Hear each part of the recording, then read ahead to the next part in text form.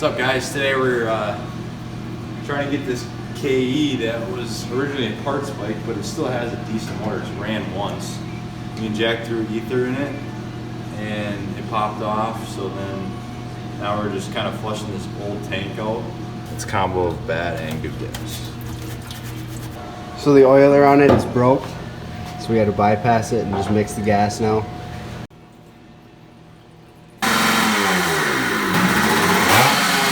Okay, you got sparks coming from here somehow. It started sparking up here, so I'm just putting two nuts on to ground it out good.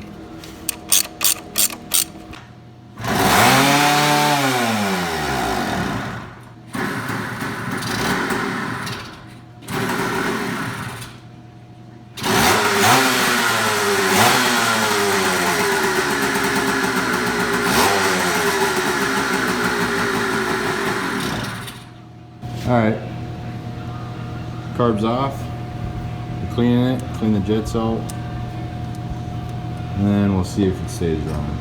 I bought this for you. No, you didn't. I remember when Dad got it so we could put together those ones. Yeah, and now we're gonna get it running, so it's your new dirt bike. No, you're not. I'm not lying. I'm getting a 110 Honda 2020. 2020, you think so, huh? Or KTM. Not a chance. Hey, quit turning my wrench like that. Yep, we're thinking it's a main seal on the crank, or a main crank seal, because it's not pulling any fuel. Once we replace the crank seal, it's gonna start sucking that stuff back in itself and start throwing fuel, because we can only get it thrown on ether for a little bit. But and the crank here, that's the crank right there. So that seal, I'm guessing, right there is shot. This oiler is disconnected because she's shot. She's clapped right out. That is not gonna buff. Nice seat cover. Nice tank. Dude, I like the decals. The decals are sick. What is that, the sand graphics? Go hit the dunes with these nice paddle Yeah, tires. nice. Here's a little helpful idea. So this just goes here. So I know where all the bolts are because they're different lengths, you know. To take this plate off right here, you have to take this crank gear off and this nut so you can slide that assembly off. And the seal is right behind the crank gear. And then we're taking all these screws out. And then this will come off, and then you can put your new seal in and then put it on. But now Jack's shoving rope in here. That's full. The piston up with the rope here. So, ouch, there it goes.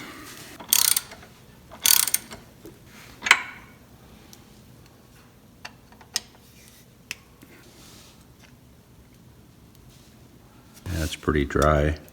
And Dad noticed that this didn't have a rubber O-ring right here, and we think that's why, because that was our problem, because Sucking air. and no OSB idle, and there's the crank seal right there. All right, we got the gasket in. We got the crank seal. We got some O-rings. What else do we get? Some more O-rings. This is where we're getting all the parts from, Babbitt's. It's a pretty cool site. You can go on there, type in your year, and it'll give you a schematic for every part of the bike. So say you're working on this right here, you can pull up this side of the engine, and you can get a schematic for every single part, nut, bolt, O-ring, everything.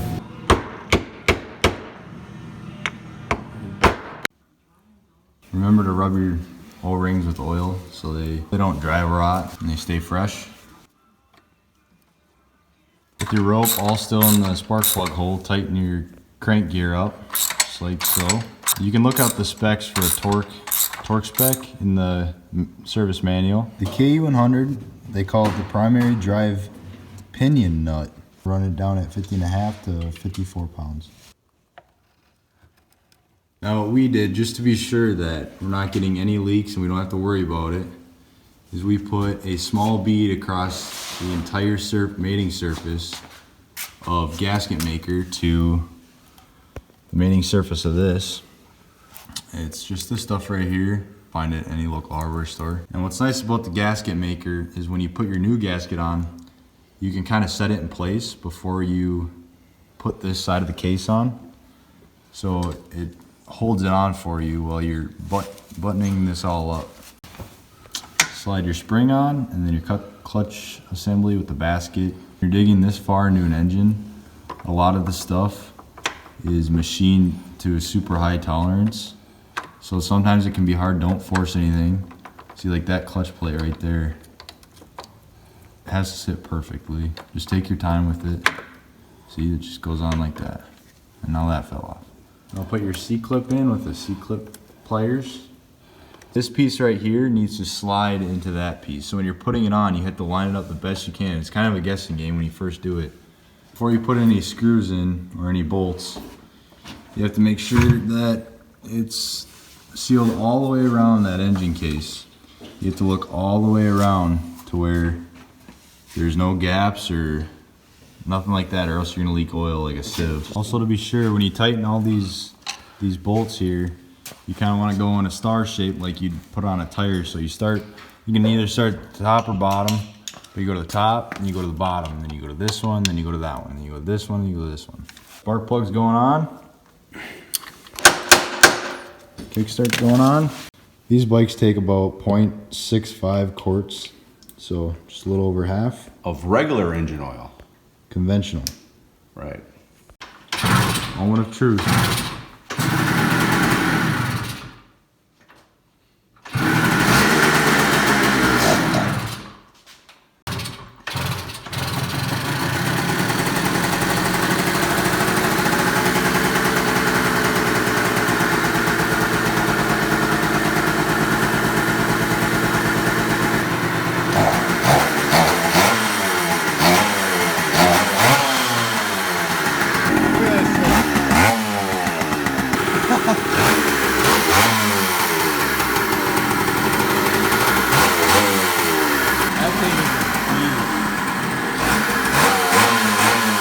We got the KE to fire.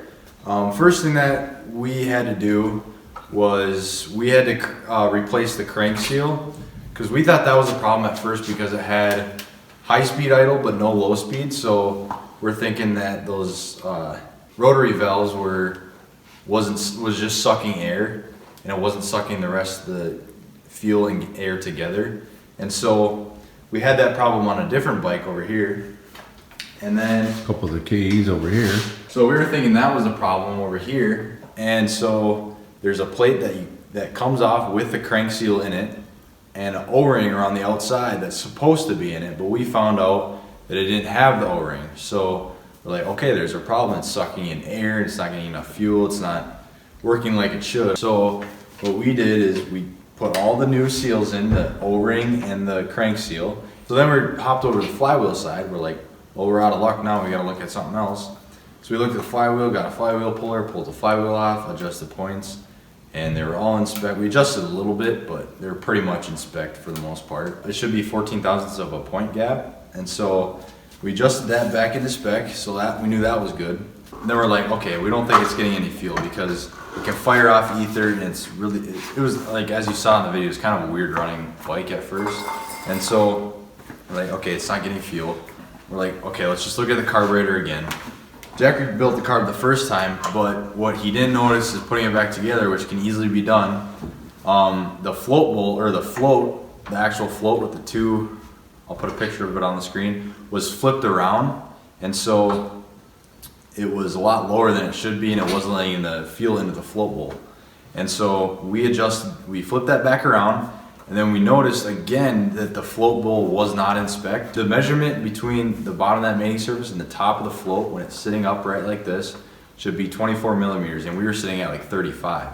So we adjusted that tab down, got the float down again, and then put it back together, put the fuel line on, turned it on, and gas immediately started flowing back into the carb, so we're like, okay, that's good. So now we know we have gas. And also, the fuel inlet was a little plugged. Got that together, made sure the carb was good and put back together correctly, and then we slapped it back on and threw a little bit of ether on it just to get it going, and she runs.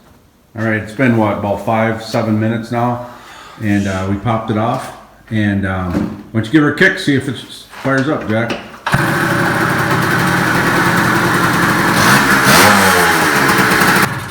purrs like a kitten. Idle's good. So that was gonna be a parts bike for these other two over here, just in case we needed. Yeah, you know what you said. In case Nick or Luke or Jack totaled one out, we had a parts bike. Yeah. These guys wanted to get this going, and just to see if they could, and lo and behold, here we are. We got a running little bike that needs a lot of attention. We're just gonna make it a pit bike, I guess, because I think that rotary valve was actually, without that big O-ring on that covers the rotary valve, since there was no O-ring on there, I think it was sucking crankcase oil, because this thing was smoking like crazy when we tried to fire it up before. So I think it was actually burning crankcase oil. When these oilers go bad on these Kawasaki 100s, they will over oil and instead of under oil, which is good. If they really start pounding out blue smoke, you know, I mean, to beat the band, it's probably your oiler going bad. Not to say that's the fix all of everything, but that's a good thing that the oilers over oil versus, you know, smoking a piston or some rings or something.